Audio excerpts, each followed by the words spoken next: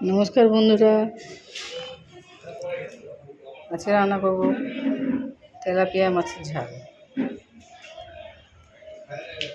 পুকুর থেকে তোলা হয়েছে তেলাপিয়া মাছ।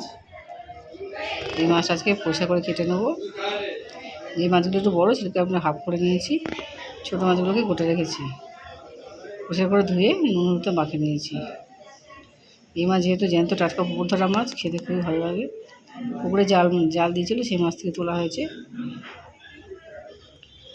টাটকা মাছ খেতে স্বাদই আলাদা।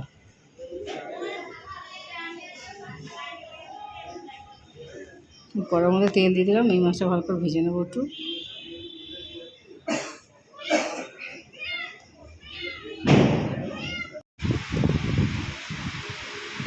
একবারে মাছগুলোকে ভালো মতো করে ভেজে নিচ্ছি। এবার এক পিঠ হয়ে গেলে আবার এক পিঠটা করতে হবে।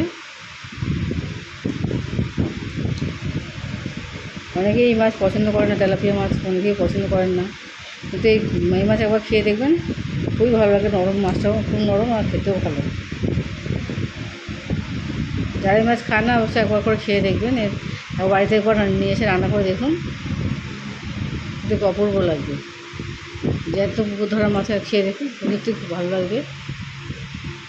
ওই মাছগুলোকে আমি এভাবে এক এক করে ভেজে নিচ্ছি।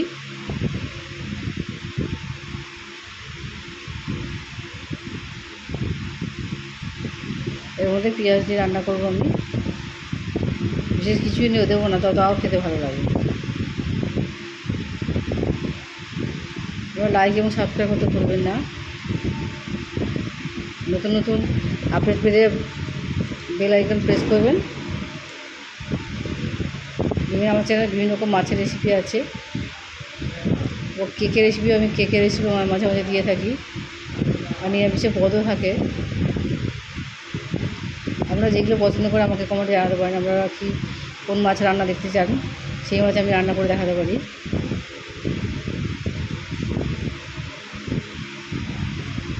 এবার মাছগুলো হবে, সমস্ত মাছগুলো আমি ভাজা হয়ে গেছে। আমি পেঁয়াজগুলো কুচি নিয়েছি, মাছ অনুযায়ী আমি পেঁয়াজগুলো দিয়ে দেবো।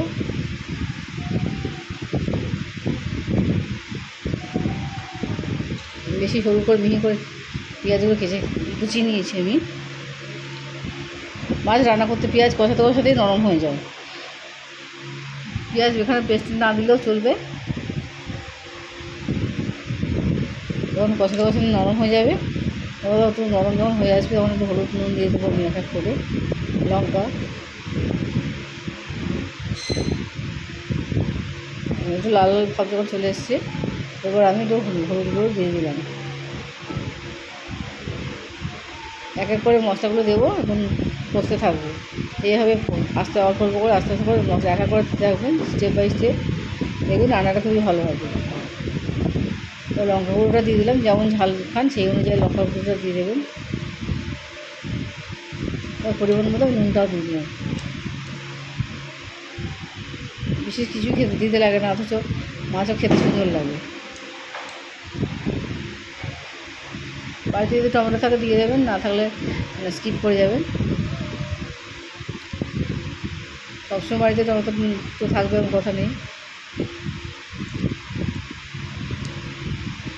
ঝোলটা যে ফুটে উঠেছে, জল দিয়ে দিয়েছিলাম।